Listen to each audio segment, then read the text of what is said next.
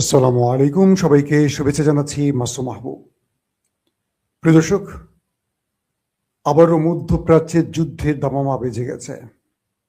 আমরা দীর্ঘদিন ধরে আপনাদেরকে যে কথাটি বলছিলাম, যে কোনো সময় ইরানে মার্কিন আধিপত্যের হামলা হতে পারে। শেষ পর্যন্ত সেই ঘটনাটি ঘটে গেল আজ। দখলদার দেশটি এবং আমেরিকা যৌথভাবে ইরানের রাজধানী তেহরানের গুরুত্বপূর্ণ 30টি স্পটে ব্যাপক স্ট্রাইক চালিয়েছে। মিসাইল এবং যুদ্ধ বিমান গর্জে উঠছে তেহরানের ভেতরে এবং বিভিন্ন গুরুত্বপূর্ণ ভবন ইতিমধ্যে ব্যাপক ক্ষতিগ্রস্ত হয়েছে। দখলদার দেশটির পক্ষ থেকে বলা হয়েছে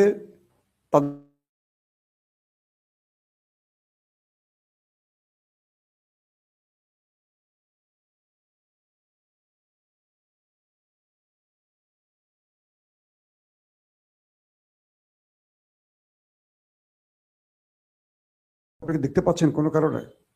প্রিয় দর্শক, দখলদার দেশের পক্ষ থেকে বলা হয়েছে তাদের প্রধান টার্গেট স্থল ছিল ইরানের প্রেসিডেন্ট মাসুদ পেজিশকিয়ানের কর্মস্থল, দফতর, ইরানের সর্বোচ্চ নেতা আলী খামেনির কার্যালয়, ইরানের ইন্টেলিজেন্স যে দফতর, ইরানের মিলিটারি দফতর সহ গুরুত্বপূর্ণ 30টি স্পটে দুটো দেশ মিলে সম্মিলিত অ্যাটাক করেছে ইরানের উপর।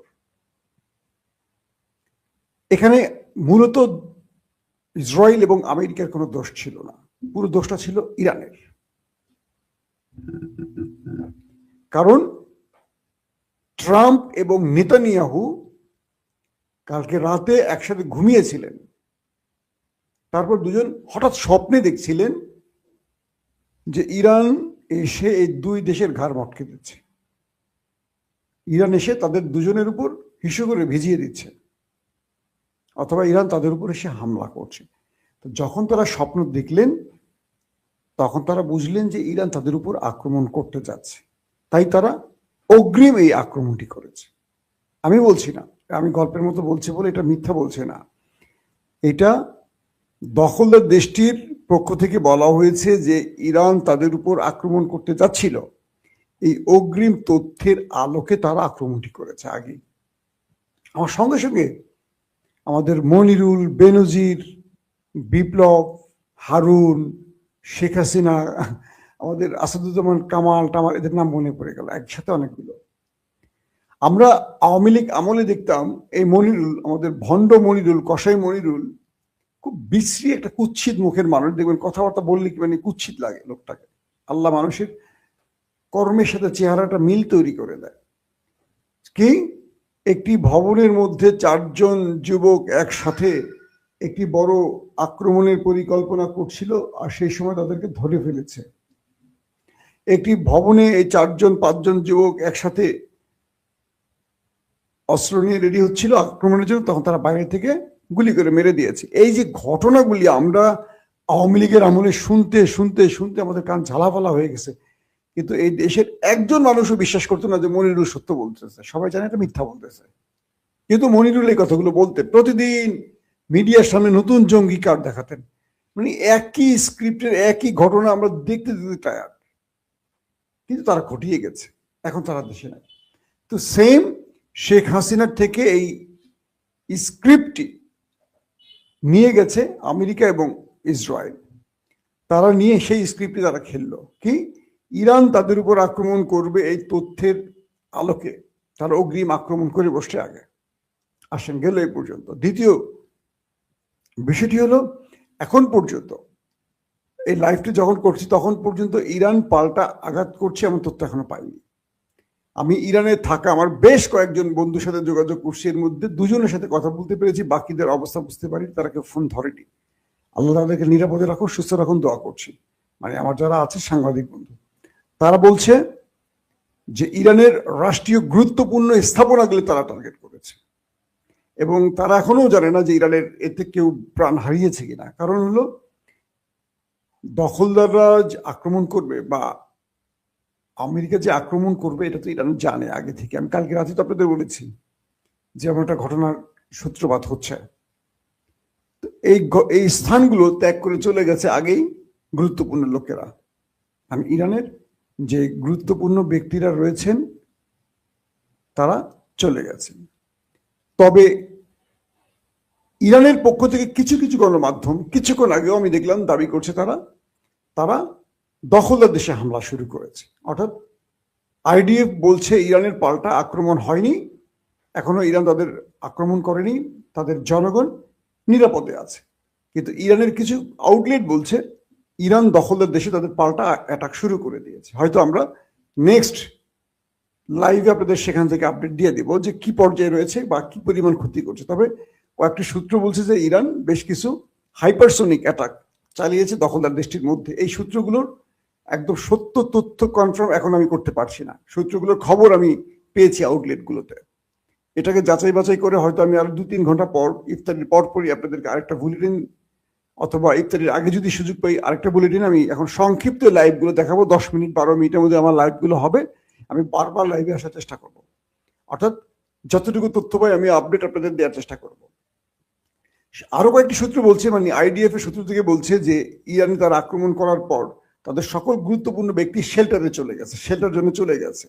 তাদের জনগণকে স্কুল, কলেজ, ব্যবসা বাণিজ্য সব জায়গা থেকে সরিয়ে শেল্টার জন্য নিয়ে যাওয়া হয়েছে। এক কথা তাদেরকে এখন বাংকারে ঢুকে আর কি তাবিজের মধ্যে ঢুকে রাখতেছে যাতে করে তারা মোটামুটি নিরাপদ থাকতে পারে। কি একটা বুদ্ধি! ছোট্ট একটা দেশ, অল্প কিছু মানুষ, তাদের কোনো টেনশন নাই। তারা করে কি আক্রমণ করেই গর্ত করে গর্তের মধ্যে চুপ করে বসে থাকে। কি সাহসী ব্যক্তি ওরা! আবার যখন আক্রমণ শেষে ওরা গর্ত থেকে বের হয়ে, ও সুন্দর, তো সবই তো ঠিক আছে। এই সাহসী জাতি। তো এই পর্যায়ে ইরানের কয়েকটি সূত্র দাবি করছে যে ইরান তারা তাদের গুরুত্বপূর্ণ স্থানগুলোর অবস্থাকে খুব শিগগিরই তারা জানাবে গণমাধ্যমগুলোতে। বড় কি কোনো ক্ষয়ক্ষতি হয়েছে কিনা সেটাও জানাবে। কিন্তু আক্রমণটা কিন্তু ম্যাসিভ আকারে করেছে দুটো দেশ মিলে। আবার ইরান পাল্টা যে অ্যাটাক করছে এই তথ্যটারও কয়েকটি সূত্রের বরাতে পাওয়া গেছে যে তারা আক্রমণ শুরু করে দিয়েছে, কিন্তু টার্গেটগুলো কি সেই টার্গেটগুলোকে এখনো নির্ণয় করা যায়নি। তবে ইরানের টার্গেট এবার তারা সবচেয়ে বেশি তেল আবিবকে টার্গেট করবে এবং দখলদারদের মিলিটারি স্টেশন, তাদের ইন্টেলিজেন্স স্টেশন, তাদের পারমাণবিক প্রকল্প, এই টার্গেটগুলো হবে। আবার আমেরিকা ইসরায়েল যে অ্যাটাক করছে সেখানে তারা তাদের ব্যালিস্টিক প্রোগ্রাম, মিসাইল জায়গাগুলোকে টার্গেট রেখেছে, প্লাস গুরুত্বপূর্ণ ব্যক্তিদেরকে হত্যা টার্গেটগুলো করেছে। সবকিছু মিলে এই যুদ্ধটার এখন এই পর্যায়ে আছে এবং এখানে এখন পর্যন্ত কোনো হতাহতে বা বড় ক্ষয়ক্ষতির তথ্য কোনো মাধ্যম আমাদের জানাতে পারেনি।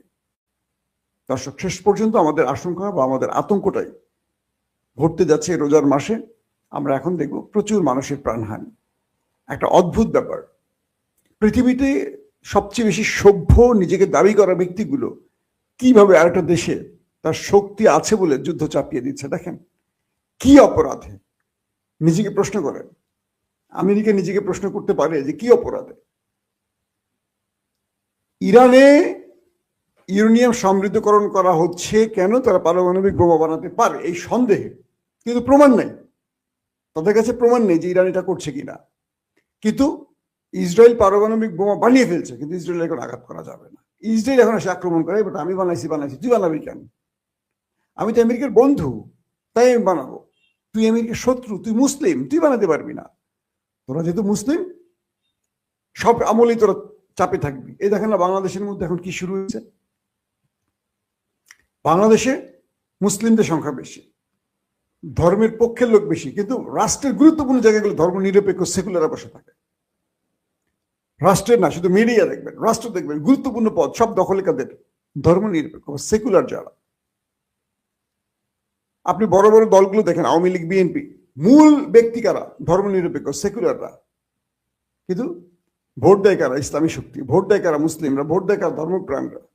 আর আমরা ধর্মপ্রাণরা এত বাইঞ্চোদ, দুঃখিত রোজার মধ্যে বললাম যে আমরা আসলে আমাদের ধর্মটাই বুঝি না, যে ধর্মের আমাদের শিক্ষাটা কি, ধর্ম কাকে ভোট দিতে বলে, ধর্ম কাকে ভোট না দিতে বলে, কিচ্ছু বুঝি না। কিন্তু আমরা ধর্ম নিয়ে সবচেয়ে বেশি পেঁচাল পারি, আমরা ধর্ম নিয়ে সবচেয়ে বেশি আলোচনা করি, কিন্তু কিচ্ছু বুঝি না।